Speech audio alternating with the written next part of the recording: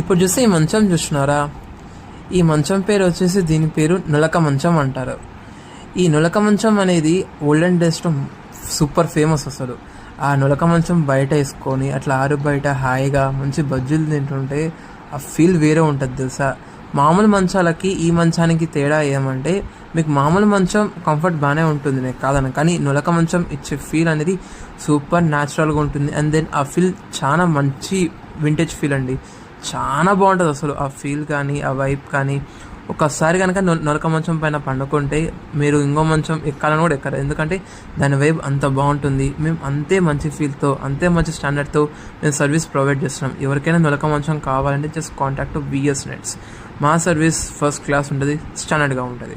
Thank you.